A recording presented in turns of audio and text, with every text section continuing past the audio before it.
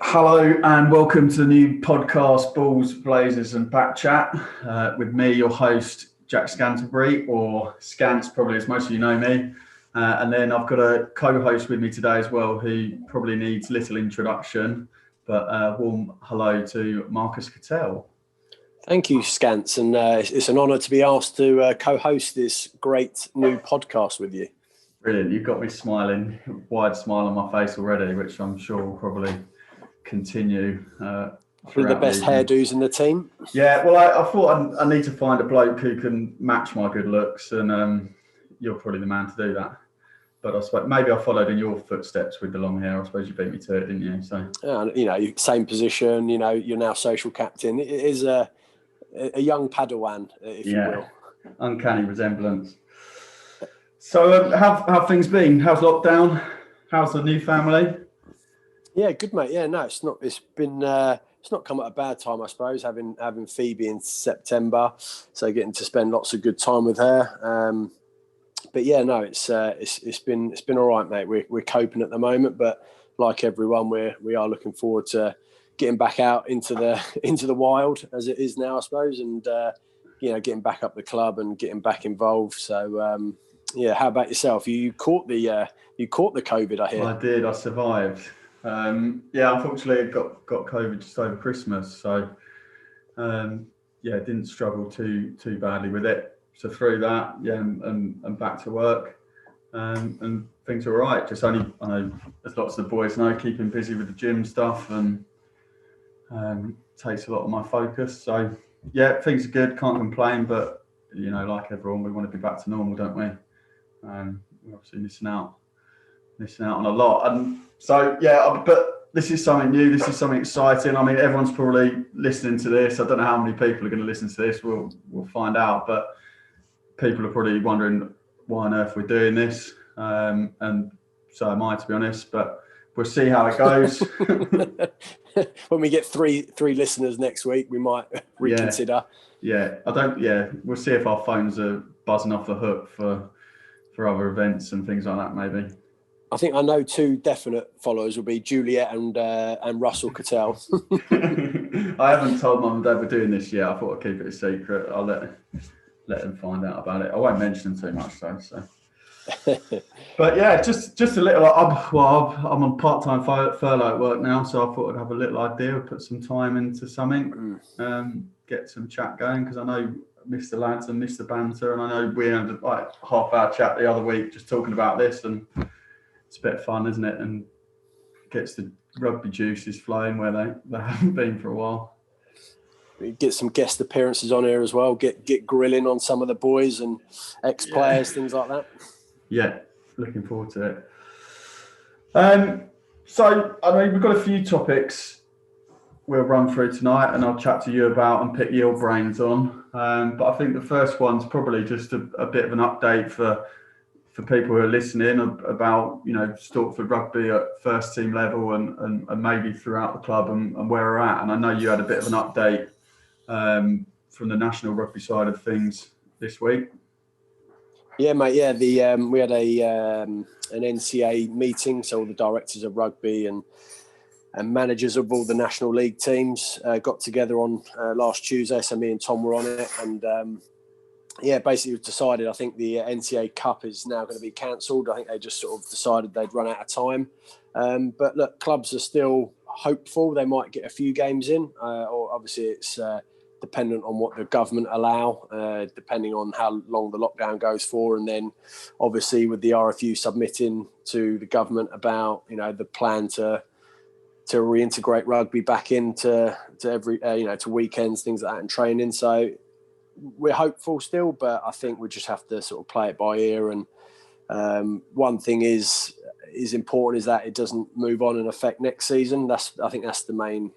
So the season won't be prolonged this year too long into May, I wouldn't have thought, just because we want to make sure we get enough prep time for next season, and hopefully that will start on time in September. And again, we can probably touch on that in the coming weeks, but next season is a big year for the club, not only the centenary, but also with the changes in the league structure. But we can again touch on that at a later time.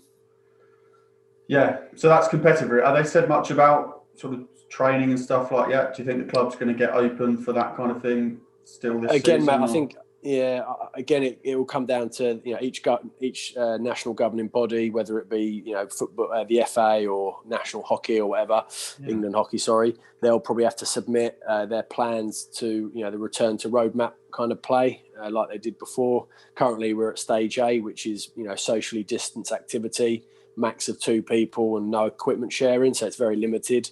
And again, it will be down to the government to pass off each sports levels and see what we get. I think we have to get to stage E before we can play the adapted form of the game, which we got very close to just before Christmas. But unfortunately, that got shut down pretty quick. Yeah, no, we literally we were teased with it that period.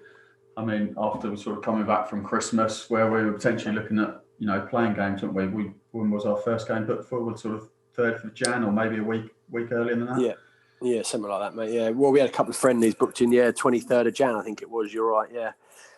But it wasn't to be, mate. But the boys have been positive, and I think everyone's been keeping well and ticking over with Sheethy's programs and sort of checking in with each other. And I know I've been out with JG and doing a bit of running, and a few other boys have been doing some bits together. So we're doing as best we can, I suppose. Yeah, I think weather's probably playing a bit of havoc now with the whole exercising thing as well. So it's even trickier. But I've seen your little cameo videos for the skill stuff, which have been good.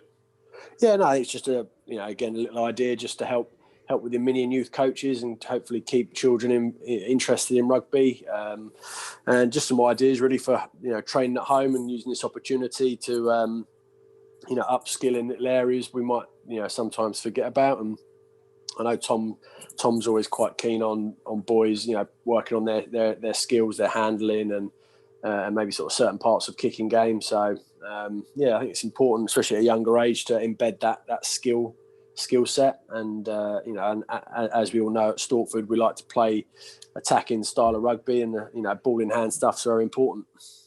Yeah, it's certainly good to keep continuity, because I know from being injured and just coming back to training this year, just your general motor skills, your catching and passing, definitely.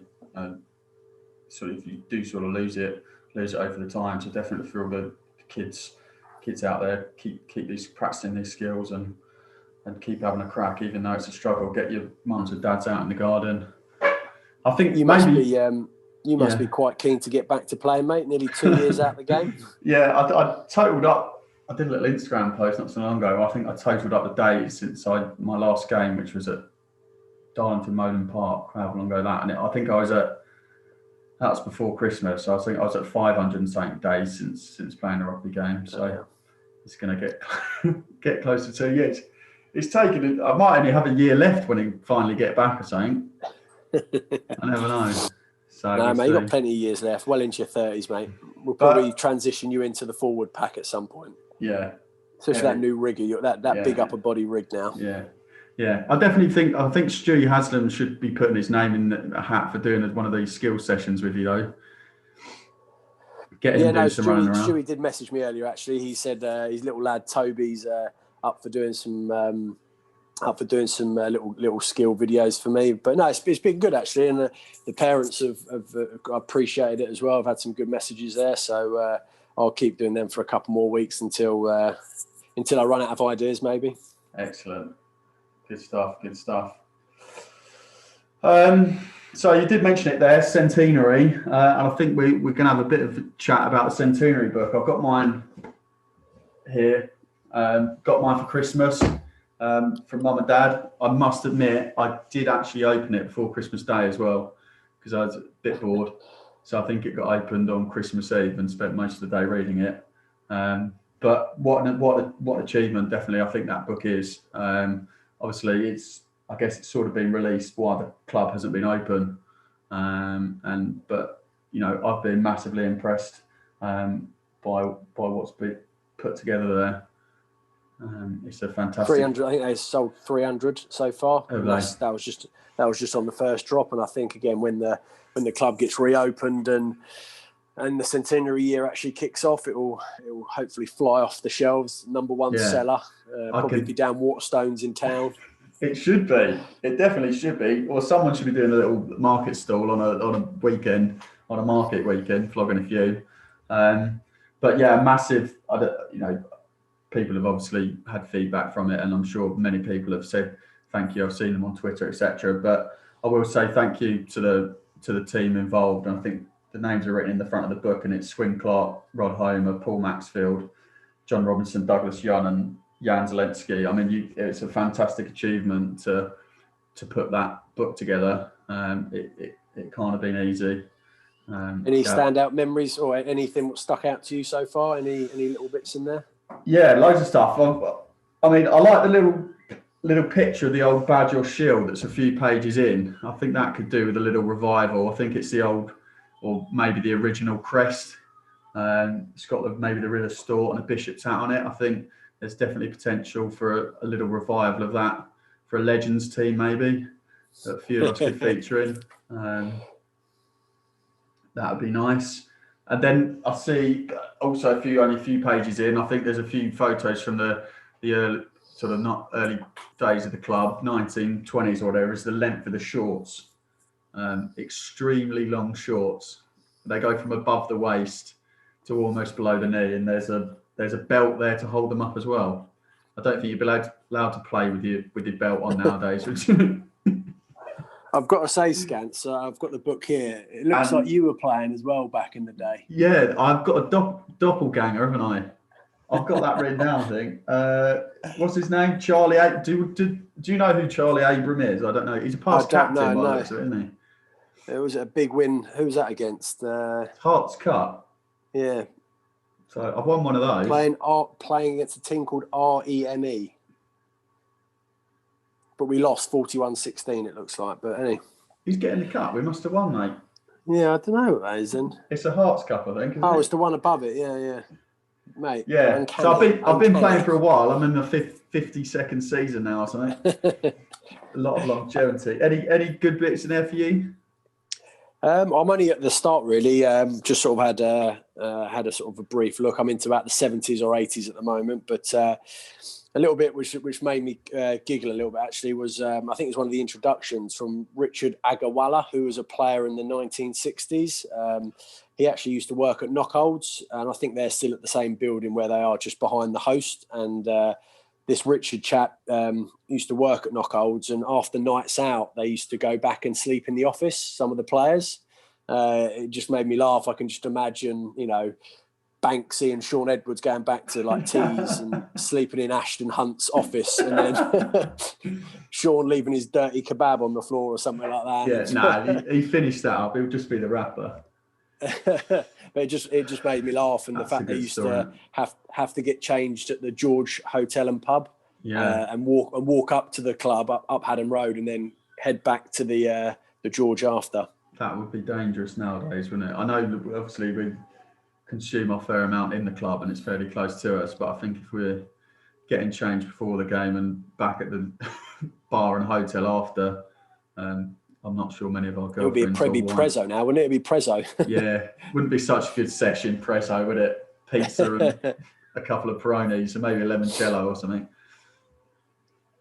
But it is, like you say, mate, it's a very good book, and just sort of makes you respect the people before us and the hard work which went into the club and to get us where we are. And it started all the way back in the 20s, and it's gone through and some tough times, but I think we're in a good position at the moment as a club.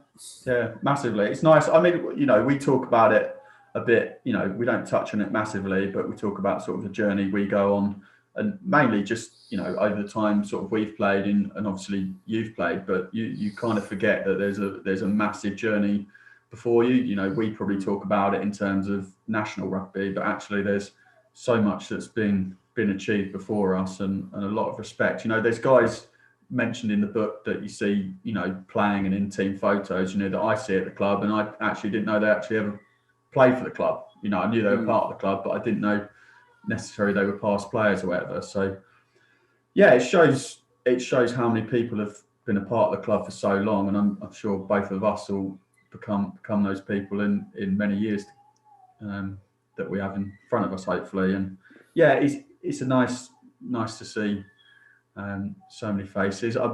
Your name dropped in there a few times, but it's from your younger days mainly, from the from the fly half days, from the youth days, and then moved through into the ones.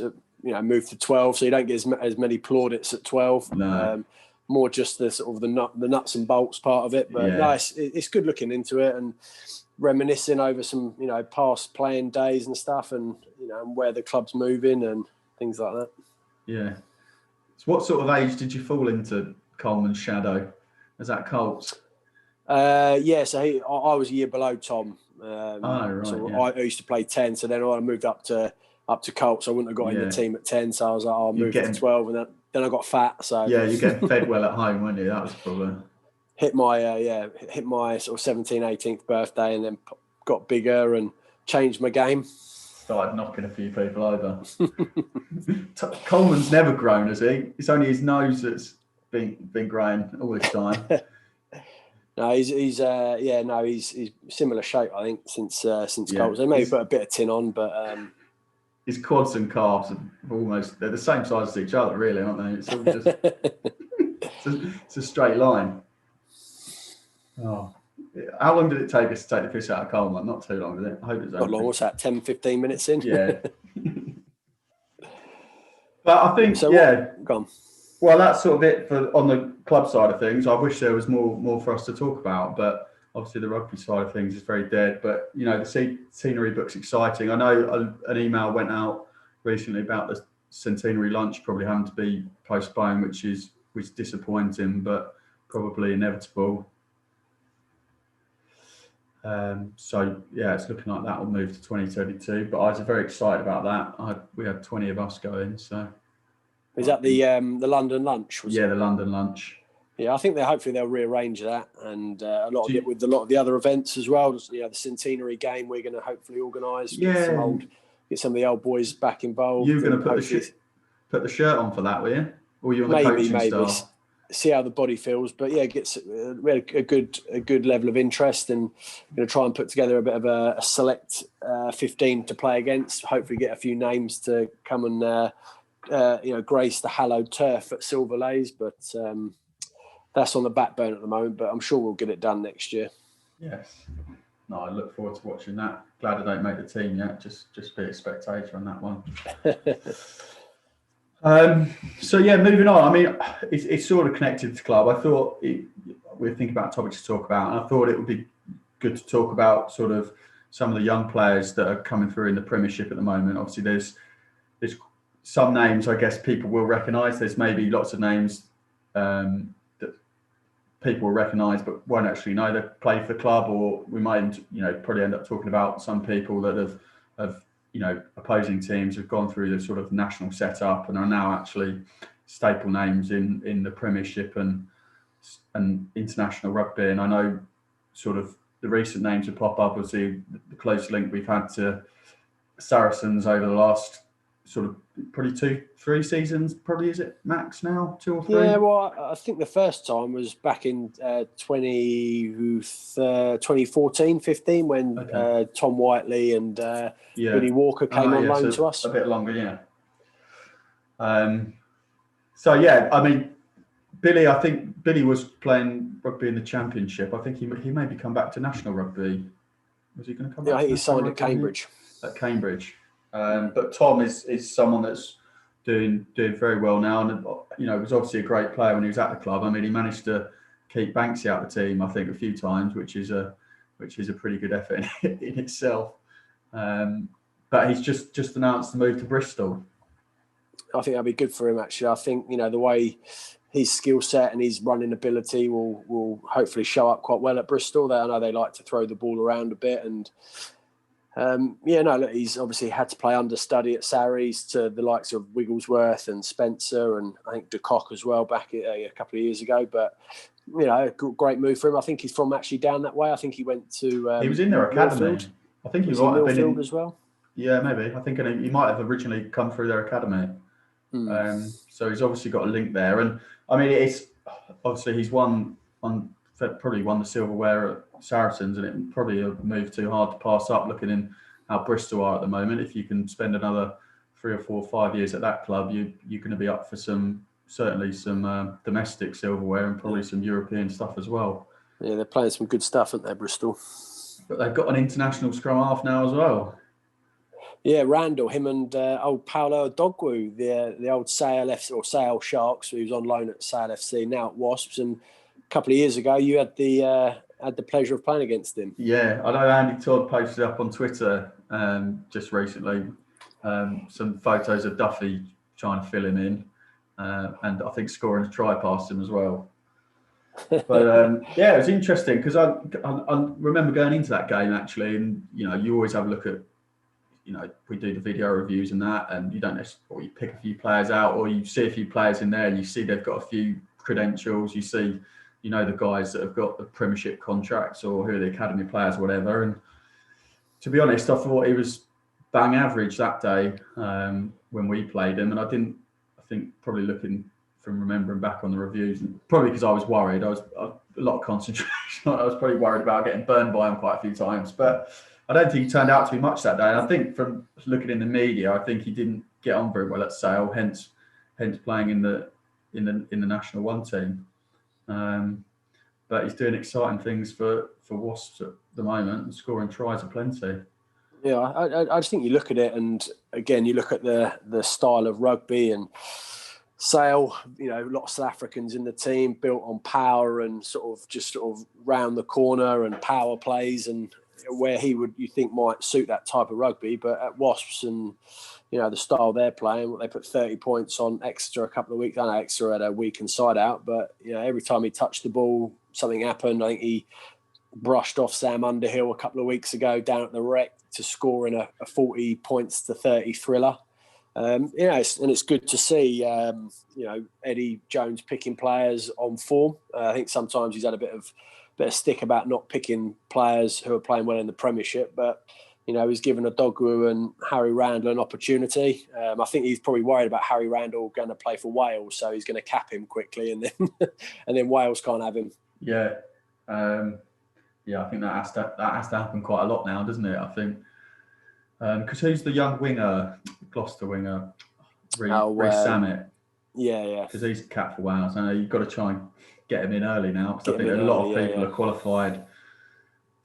Because I don't know, can you go back to grandparents? Is it for qualification? I'm not sure. I think it is grandparents. I think that's as far as you can go back. Yeah. So obviously, well, no one wants to go and play in Scotland or anything, but it's probably it's quite. Sam James did.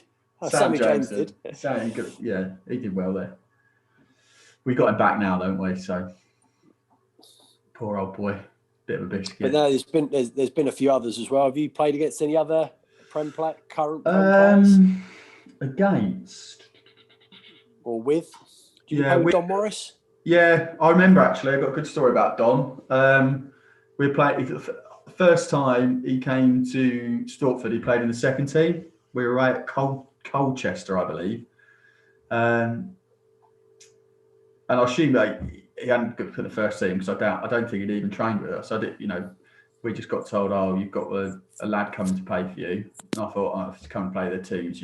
Can't be too handy. Turned up, obviously didn't know anyone. Bit of a twos warm up. It was all quite, fairly casual. Not sure if it was league game. I think it was even a friendly game. So it was all just a bit chilled out. And then, he was pretty bloody good. I think he scored literally, if I can remember rightly, he scored 2 tries by ripping the ball from tackling their centre and then running from halfway line to score under the posts twice. So that was his first game in blue and white, and then he probably played. I think he played quite a few games for us, didn't he? But I think he played half the games that season. I think he probably was 10 back to 15 and forth. But he was very powerful and scored a try over at Rams away, and he just exploded onto this ball in the wide channel and just ghosted round the fullback, and pretty impressive, but really nice lad. And a couple of times me and Tom have been over to Sarries to watch them train. Him and the other boys like Tom and Manu and Andy and them boys, they always come up and say hello and ask how we're getting on at Stortford, and really nice boys, and Dom's, and it's good to see Dom doing well. And I think he played in the semi-final of the Champions Cup last year when Sarries lost to Racing, I think. I think it just shows that he's ready for that level now, and hopefully he'll get a few more opportunities now with Sarries. Obviously, I know this year might be a bit different for them, not knowing how much the Championship they're going to play, but he's a quality operator, and hopefully he'll, next couple of years he'll really break into the first team there and rack up some Prem appearances. Yeah. No, it's quite amazing, because obviously a lot of us have you coached or we've played with these guys, and we're now, you've got to remember that when they come to us, generally they're pretty young, fresh-faced guys. They're 18, 19 or whatever, and a couple of years later you can look at a Sarries team now and you can probably count 5, 6, 7 lads that have either played at Stortford or come from Stortford, could be in a team at once. So I guess it's nice to maybe know that Stortford's had a part in their development, and sort of sent them on their way. And people like Morris or Manu potentially could be in England 10 and amass loads of points and 50 plus caps or something. So his quality showed when he came to us, and that's showing more now. I think it shows those Scants the importance of like National League rugby and also the Championship. And I know there's a big discussion at the moment about the funding for the Championship and even below that at the top end of the community game, like the National Leagues. But I've just written a few names down here. Players currently playing in the Premiership or International Rugby: Ross Moriarty, Billy Burns, Ellis Genge. He played against us for Clifton. I think that's when he moved to prop. Sean said he obviously had him on toast, like he says about any other prop. But Piers O'Connor, Jake Woolmore, I think playing at Bristol at the moment. And that's just 2 or 3 teams I've picked there. I'm sure if you went through the rest of the Prem rosters, it just shows how big a platform it is for these boys, especially when they're 18, 19, like you said. Getting an opportunity to come and play and sort of test the water, and it's an invaluable experience they're gaining at National League level. And there are a lot more opportunities at Premiership level now. I think obviously the Prem Cup, the Prem Shield, and obviously with the England boys away for large periods of time, some of the squad players will get more opportunities to play for the clubs. But I just think it showed that National League rugby and also Championship rugby is a hotbed for young talented players. Yeah, definitely. Obviously the academies are very important, but there's not enough. I wouldn't have said there's enough rugby for academy players. I know there is this sort of the A-League competition has been, and there's a Premiership Cup and that sort of stuff. But they don't get many fans to those games. There's probably a lot more attention on National One rugby and some Championship rugby and blooding those guys and helping them develop is important. It's going to be a big jump if you're going from good schoolboy rugby and then you're going to academy and not getting much exposure to men's rugby like they are in the moment in National One and the Championship. I think that's going to be a bit of a hole in the pathway. It's where they got at that age, 18, 19, they just want to be playing rugby and learning and, being around professional environments, but, getting the opportunity to, put the skills out on show and, come and prove themselves at National League level and then get their opportunity. Manu, for example, one, season he was playing with us. The next season, he played nearly every game at 10 for Sarries. So, it shows we're not a million miles away from that level. And, to give these lads an opportunity is great for English rugby. And, hopefully in years to come, we'll see, pushing even further up honours and, like you said, England opportunities, things like that. Yeah. Do you think ring fence in the Premiership is inevitable? Would be a good idea, or? I don't know really, mate. I haven't really sort of thought about it, but I think that Championship's it's almost like a 3-tier league. The Championship, you've got your big spenders at the top, like your Ealings, your Sarries, and a couple of others, and then you've got the middle ones, which are like your stable sort of Championship sides, and then you've got the ones at the bottom, your Richmonds, who are trying to keep that sort of semi-professional sort of ethos around it. And I don't know. What do you think, mate? Do you think we should? The Prem should? I think it's probably going to be inevitable, isn't it? for whatever reason, because I don't think, like you say, there's that. You sort of say there's that 3-tier thing going on in the Championship, but actually it's really only. So I know we've got Saracens that we just treat as a Premiership club, I guess, but Ealing are the only ones that are willing to spend the money at the moment, aren't they? Yeah, I think the Cornish Pirates could. I think they're looking at building a stadium in Truro, near Truro. All right. So potentially that could be. I would say Cornwall and Yorkshire are probably the two areas where a Premiership team might be needed. Obviously, Yorkshire Carnegie are now National 1, so there's a big void in Yorkshire for a Premiership club, and then obviously down in Cornwall. But yeah, we have to wait and see, I suppose. Yeah, we will wait. And I suppose this year's, a lot of the abandonment to this year's season may prompt some of those talks and things within the RFU to make changes. But we shall move on. I think the last thing we're going to have a chat about, and obviously a big part of the rugby calendar, which probably may or may not, probably won't happen in 2021 now, is the Lions tour. I'm not a massive Lions follower, I must admit. Obviously, get excited about it, like my rugby, but I don't have too many memories of Lions stuff. Obviously, 2003 World Cup sticks in my mind as a big rugby moment I remember watching. But Lions-wise, I don't have to. Maybe you've been a bit older, have got a few more Lions memories than me. Yeah. Obviously, I never got picked for a Lions tour, so obviously that was was very disappointed. That would have been a highlight of my career. But no, 97 Lions, I suppose, was the first time I sort of grew an interest in the British Lions and watching the behind-the-scenes videos. I think Living with Lions, I think it was called back in there, and you used to see the big characters like Doddy Weir and even Austin Healey at a younger age. And I think that's when everyone they sang Wonderwall in it. So I think every rugby player in England would know the words to Wonderwall. It's kind of synonymous with rugby sort of teams a little bit, but also like the court session they had in it, and I think their kangaroo court, and something we've continued to do at Stortford, and I'm sure loads of other clubs, and that sort of the touring sort of vibe around that Lions. I think obviously it's a lot more professional now, but just for me was the sort of that touring environment, and I'd probably, for me anyway, going on even pre-season tours or end of season tours are some of the best memories I've had, and I'm sure a lot of other people have had in their rugby careers. Just the camaraderie which it brings, and just the memories and the laughs and whatnot. Yeah, I guess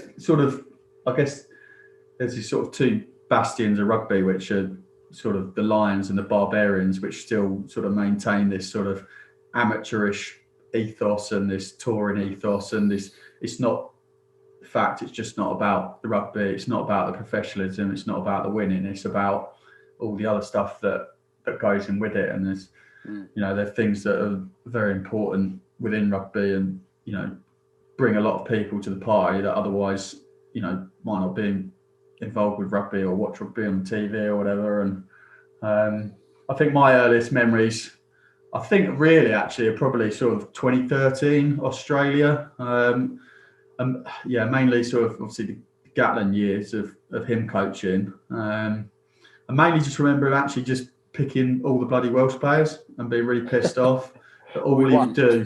We won. I know it's moaning. We won.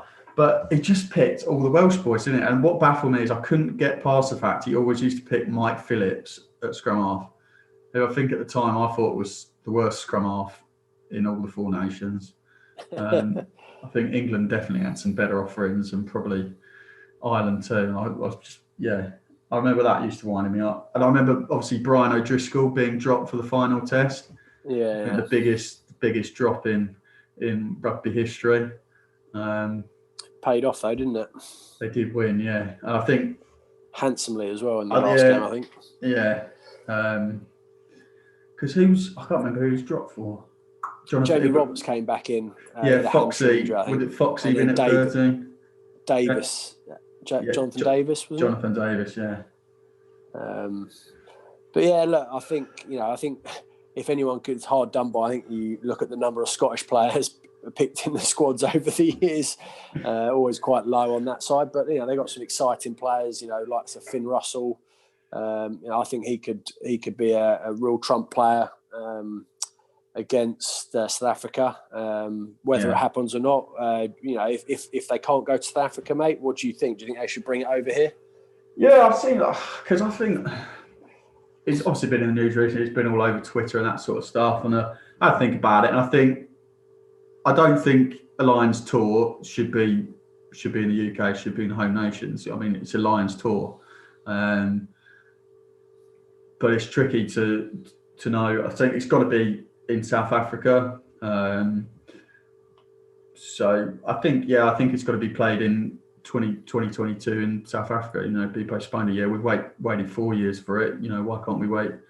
Why can't we wait another? I think it'll be as great as it would be to be in the UK and as well supported as it may be able to be. I think the South Africans want it in South Africa, and I think if you asked the Lions organisers, you asked the coaches, you asked potential players, I think they'd all say, yeah, I want to go to South Africa and play it a year late.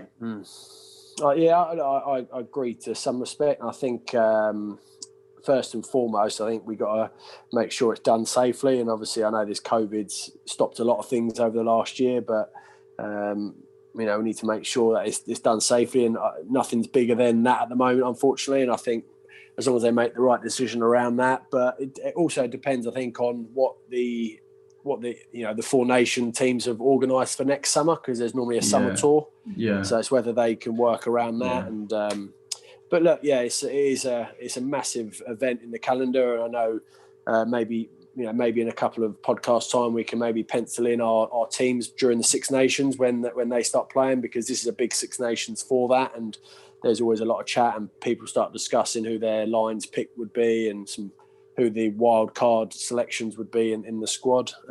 But like you said, mate, I'm sure it can wait a year, and then you'll get two. Then you'll get two within 3 years, 2 tours within 3 years. Yeah, I mean, who knows how long this coronavirus thing's going to go on for? It's probably not going to go away. It's probably still going to be a talking point in 2022. So whether they get on with it and play behind closed doors or something, just maybe got to adapt a bit with it, haven't they?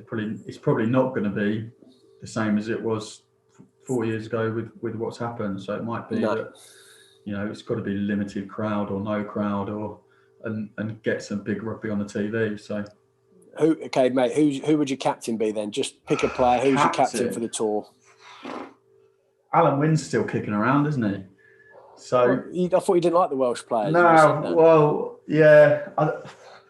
I've got a bit of a team written down, which we'll run through. I hadn't actually written a captain down next to it.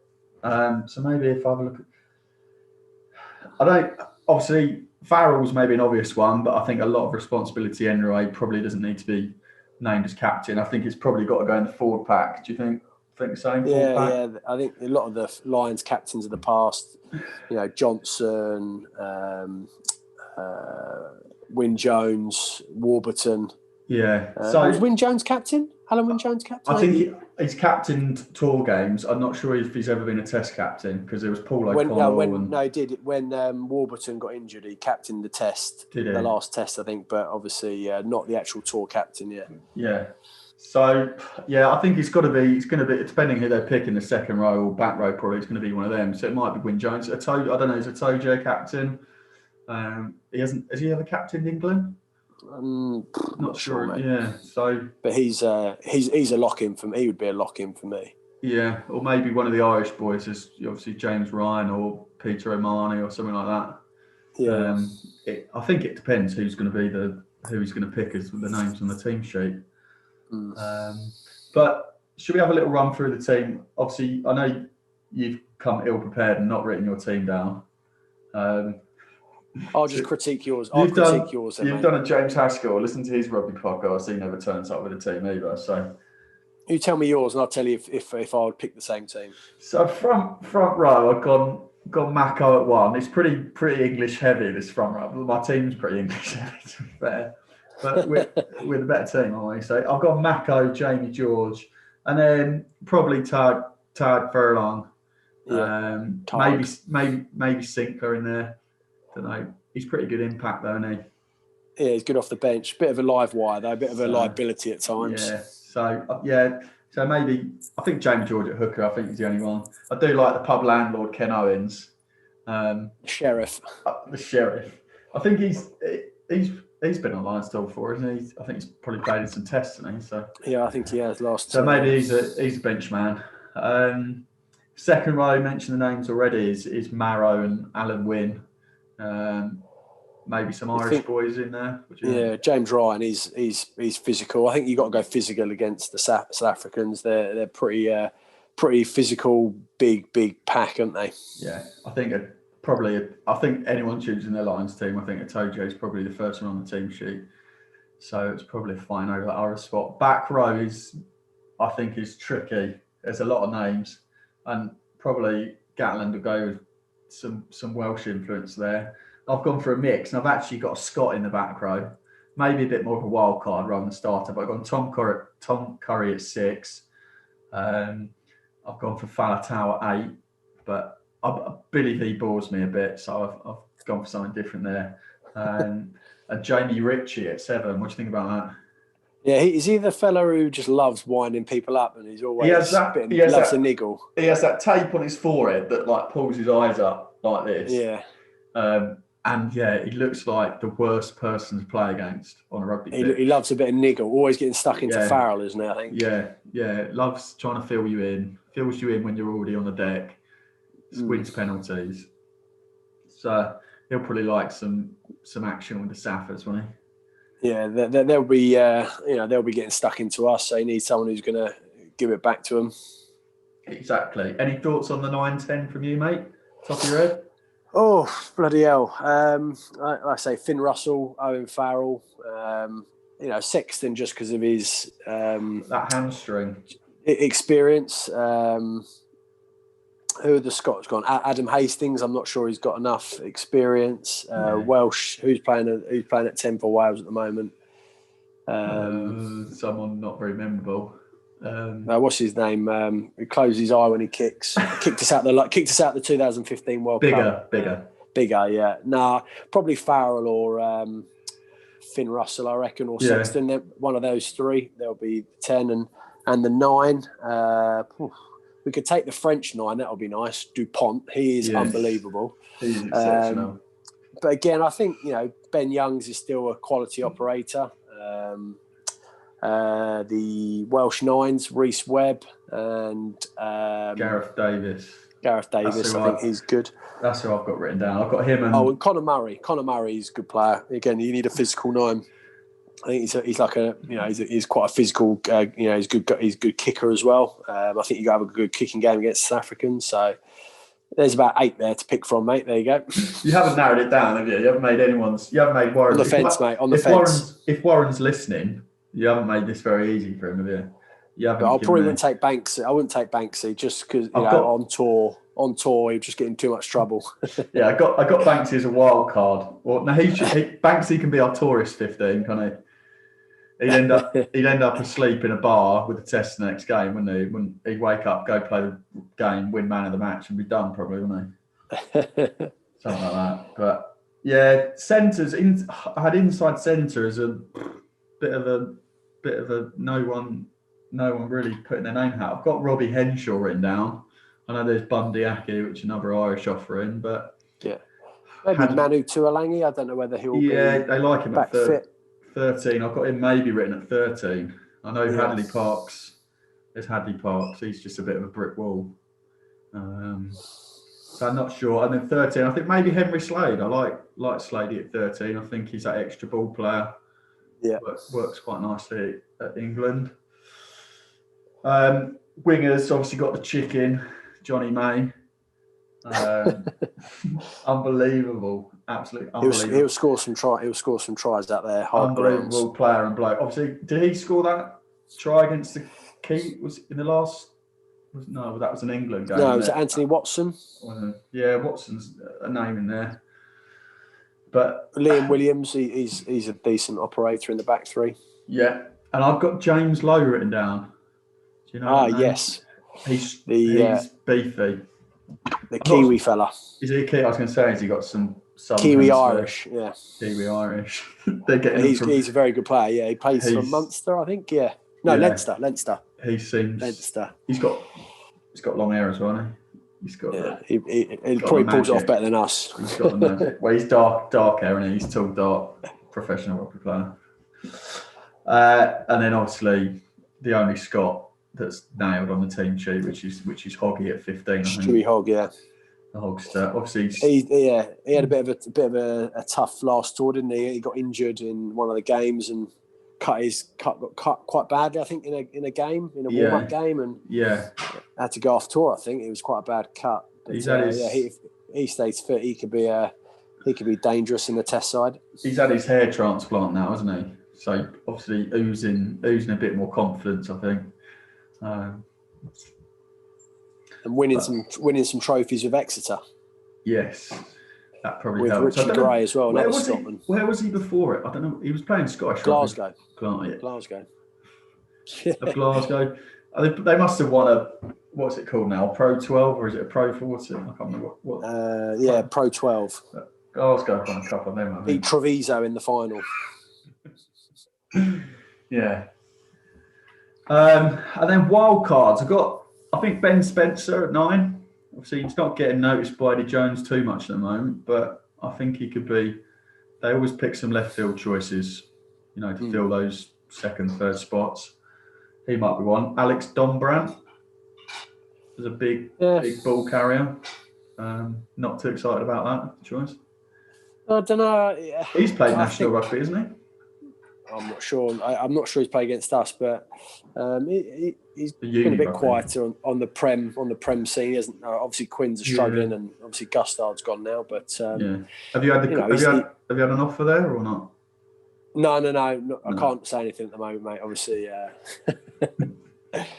no. I don't know who would take over or where Gustard would go. Potentially he might go back to Sarries because obviously Sanderson's gone now. Yeah. Would he go back there? Or would he see that as a step backwards after being sort of director or head coach at Quins? I don't know. Not sure. And the last little name I've got is Darcy Graham, who's that Scottish winner. He's got some toe, isn't he? He's an excitement machine. He's very speedy, pretty strong on his feet as well. So I think there's plenty of names in the hat, but I suppose Six Nations. We'll see what gets pulled out of the bag. But with it potentially being 2022, still got quite a bit of time between then and now, and obviously injuries and game time and form. And who's going to win the Six Nations, mate? It's going to be in England, France. Do you reckon? Yeah, France are looking good. Who have we got at home? Is it the Reds at home or the Blues at home? Not sure what the form is.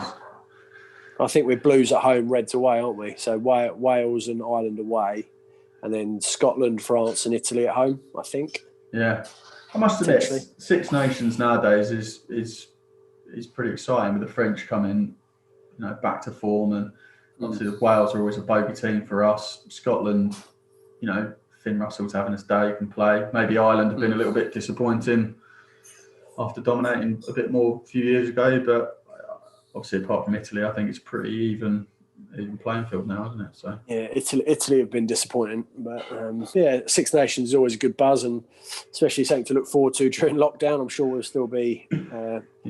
I've been doing dry January, but I think I'll get a few cans of Guinness in for a bit of Six Nations. I'm sure Laura and Brian are going to love watching Six Nations in Feb. Yes, they can't moan too much. Brilliant stuff. How long have we been talking for? I don't know. How many reckon we got now? Like, if this was live, we would have started at about 10 followers, and now we got 1. And that would be like my old man or something like that. People falling asleep and the computer switching off. I think we've been going for nearly an hour, so I think we've been pretty good. I don't think there'll be. This is a one take, everyone. By the way, there may be some editing, but I'm hopeful. We haven't sworn, have we? I think we've been pretty good, mate. PG. There haven't been any interruptions. We've been pretty PG. So hopefully this will go out as a one take. Where it's going to go, we've got no idea yet. I'm hoping maybe YouTube. We can see the views on YouTube then, can't we? We can see that sort of ticking over. If we can get into double figures, I'll be delighted. After the first week, I'm not sure. After the first week, we might break 100 after a week, might we, or something like that. Well, I'm sure, That's you our know, ambitions. so many people going out walking. I'm sure some people could, you know, just even listen to 10 minutes and give us their feedback. Yeah. So yeah, we're unsure of the platform this is going out on, but I'm assuming if you've got to this point, you've listened for an hour to this point, you've obviously know what you've listened to us on. So I hope you've enjoyed it. I was a bit nervous, but we've managed to just waffle along. I hope it was sort of interesting enough. Yeah, and then maybe, obviously, depending on how successful this has been, how much you've enjoyed that, I would leave feedback where you can. Obviously, you can drop in our DMs or WhatsApps if you want to leave some feedback. Does that sound all right with you? I reckon, mate. Yeah. And, you know, next week, you never know, you might have a special guest, just offer a different opinion, maybe even a forward. It's obviously back heavy on here at the moment, two ball playing centres. So maybe we could get someone from the forward pack in. Yeah, definitely. Get one of the other players or yeah, definitely we'll get a guest on. I know we've bounced a few names around already, but yeah, get maybe one of the older boys or someone from one of the social teams, or you know, we can mix it up a little bit and see where we go. But hopefully this has been enjoyable. It hasn't been too bad to record. It's another hour done in lockdown, mate. So it's an hour of my life out of the way, an hour closer to getting out of all this. So great, thank you. Thanks for coming cheers on, there, mate. Buddy. You've Have been a good week, and get in that gym, mate. Get them legs bigger as well, not just your upper body, mate. Oh, mate, yeah, no, squats and deadlifts. I'm doing some carrying today. Doing some duck walks, which people have been laughing at. You think you've probably seen them, yeah? Have you liked my post yet or not? Yeah, quack. I think I commented. Yeah. But, look good, mate. Look forward to seeing you on next year's World's Strongest Man. Yeah, I'm unsure whether I'm going for under 90 kgs or under 105 at the moment. I don't think I'm not tall enough for plus 105 kegs. You look like a squashed up version of Martin Lissis. Yeah, I think Pujanovsky was pretty short, and he won 5 or 4. So I think he was also on something as well. But yeah, no, don't worry. Chiefy's been in my ear. He said, "You're not on anything." He's seen how big I've been getting, and he did pop me a little message. He said, "You're not taking anything you shouldn't be." Make sure it's all batch tested. Yeah, no, it's all grown on the farm, mate. So it's all good. So yeah, a big hello to everyone who's listening and watching. That, you know, especially in the Stortford community. I hope everyone's safe and well and being the best person they can be. And hopefully we'll see you all for round 2, whenever that may be. Cheers, Scanty. Good stuff. Excellent job. Goodbye.